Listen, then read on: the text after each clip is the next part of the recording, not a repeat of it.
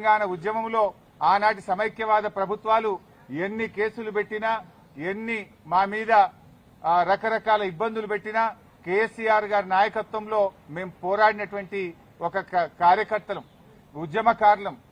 ఆ గత సమైక్యవాదంలోనే అనేక సార్లు మమ్మల్ని అరెస్ట్ చేశారు, అనేక వందల కేసులు పెట్టినారు. ఆ రోజే మేము భయపడలేదు. ఇవాళ నువ్వు ఎందుకు నోటీస్ ఇచ్చినావు నాకు? మేము ఏమడిగినాం? నీ 6 గ్యారంటీల సంగతి ఏంది అని అడిగినాం. నువ్వు బాండ్ పేపర్ మీద రాసిచ్చిన మహిళలకు మహాలక్ష్మి 2500 ఎప్పుడు ఇస్తావు అని అడుగుతా ఉన్నాం. నువ్వు అవ్వ తాతలకు 4000 పెన్షన్ ఎప్పుడు ఇస్తావు అని అడుగుతా ఉన్నాం. నీ యొక్క అక్రమాలు, నీ బొగ్గు కుంభకోణము, నీ పవర్ కుంభకోణము, నీ హిల్ టీపీ ఇండస్ట్రీస్ కుంభకోణము, నీ భూ కుంభకోణాలు అసెంబ్లీ వేదికగా ప్రజావేదికగా ఎప్పటికప్పుడు నిన్ను ప్రశ్నిస్తా ఉన్నాం. సో నీ కుంభకోణాలు బయటపడుతున్నాయి.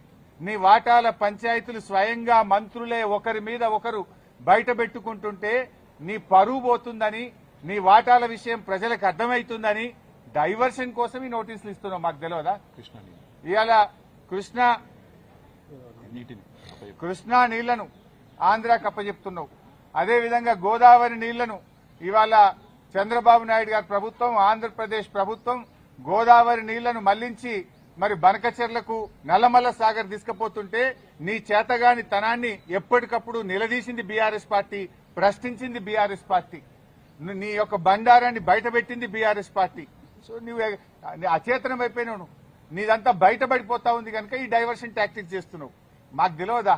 నువ్వు ఎన్నికలకు ఈ డ్రామాలు ఆడుతుంటావు. పంచాయతీ ఎన్నికల ముందు అప్పుడేమో మా కేటీఆర్ గారికి నోటీస్ ఇస్తావు. ఇప్పుడు మున్సిపల్ ఎన్నికలకు రేపో మాపో నోటిఫికేషన్ వస్తుంది కనుక మాకు నోటీస్ ఇస్తా ఉన్నావు. నీ సంగతి తెలియదు ఏముంది? మొన్న పంచాయతీ ఎన్నికల ముందేమో రైతు బంద్ వేసినావు. ఇప్పుడు యాసంగి పంటకు ఎందుకు రైతు బంద్ వేస్తలేవు? పంచాయతీ ఎన్నికలు లేవు. కేసీఆర్ గారు ఎప్పుడైనా డిసెంబర్ నుంచే రైతు బంద్ స్టార్ట్ చేసిండు. జనవరి అయిపోయినా రైతు బంద్ పట్టలేదు. పంచాయతీ ఎన్నికల ముందేమో బతుకమ్మ చీరలు ఇచ్చినావు, మహిళలకు వడ్డీ లేని రుణం ఇచ్చినావు, రైతు బంద్ ఇచ్చినావు.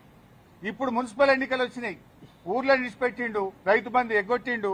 ఇప్పుడు ఇయాలటి నుంచి పట్టణాల్లో బతుకమ్మ చీరలు వస్తారట, ఇయాలటి నుంచి పట్టణాల్లో మహిళలకు వడ్డీ లేని రుణం ఇస్తారట.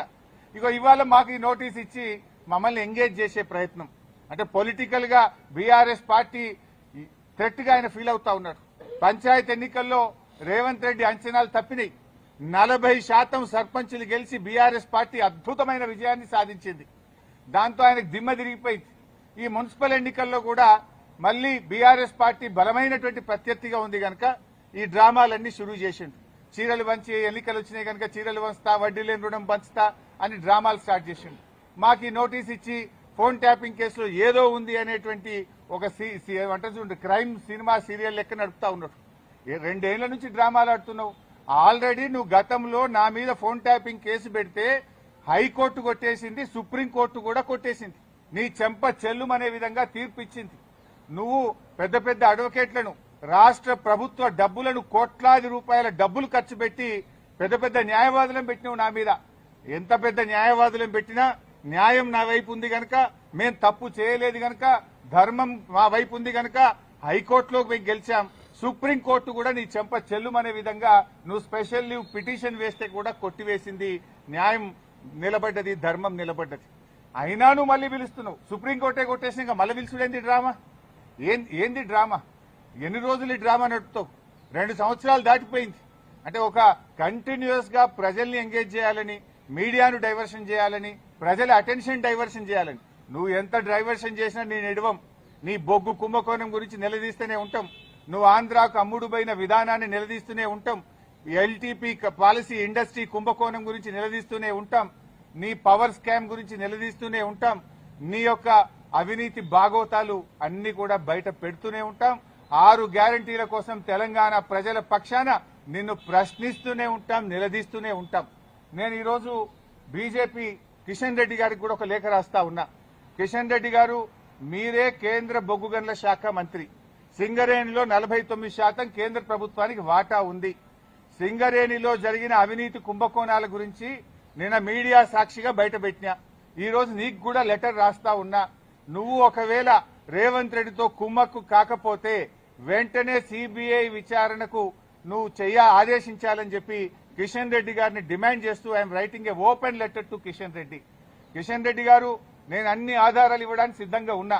రేవంత్ రెడ్డి బావమరిదే ఈ యొక్క కుంభకోణాన్ని ఎట్లా నడిపాడు, ఎట్లా ఈ టెండర్లన్నీ రింగు చేశాడు. మరి కోల్ ఇండియాలో గాని, అదేవిధంగా వెస్టర్న్ కోల్ ఫీల్డ్స్ లో గాని, గతంలో సింగరేణిలో గాని ఎప్పుడైనా -10 నుంచి -20 టెండర్లు పోతుండే.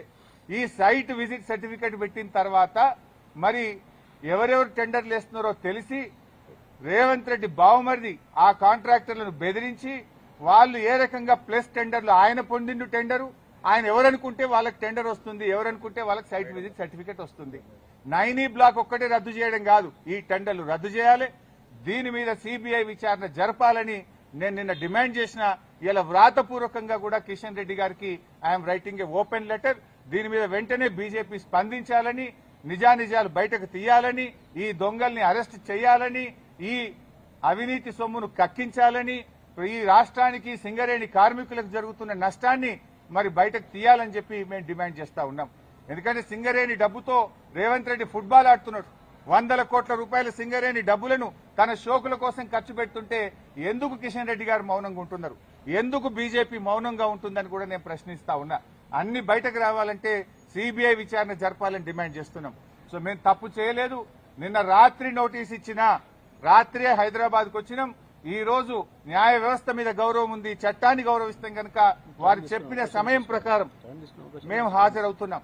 సమయం తీసుకునే అవకాశం ఉంది, కానీ మేము తప్పు చేయలేదు, మేము భయపడాల్సిన అవసరం లేదు. ఏ రకంగా కూడా ఈ కేసుతో మాకు సంబంధం లేదు. ఇది ఒక అక్రమ కేసు. కేవలం బురద జల్లాలని, రాజకీయాలను డైవర్ట్ చేయాలని, అటెన్షన్ డైవర్షన్ కోసం రేవంత్ రెడ్డి ఆడుతున్న ఒక సిల్లీ డ్రామా ఇది. రేవంత్ రెడ్డి రాజకీయాల కోసం చేస్తున్నటువంటి ఒక డ్రామా, సీరియల్ లాంటిదే తప్ప ఇందులో ఎక్కడ కూడా నిజం లేదు. అందువల్ల మేము ఎక్కడ భయపడం. ఎన్నిసార్లు పిలిచినా వెళ్తాం, ఎక్కడికైనా వెళ్తాం. ఇప్పటికే హైకోర్టు, సుప్రీంకోర్టు ఈ ఫోన్ ట్యాపింగ్ కేసులో రేవంత్ రెడ్డి నన్ను ఇన్వాల్వ్ చేయాలని ఎన్ని ప్రయత్నాలు చేసినా హైకోర్టు కొట్టేసింది, సుప్రీంకోర్టు కొట్టేసింది. మళ్ళీ కొత్త డ్రామా పెట్టిండు. మాకు తెలుసు కేటీఆర్ గారిని ఎట్లా ఇబ్బంది పెట్టిందో మాకు తెలుసు. మా నాయకులందరినీ కూడా ఏ రకంగా ఇబ్బంది పెట్టినారో తెలుసు. నన్ను కూడా దాంట్లో భాగంగానే ఇబ్బంది పెడుతున్నావు.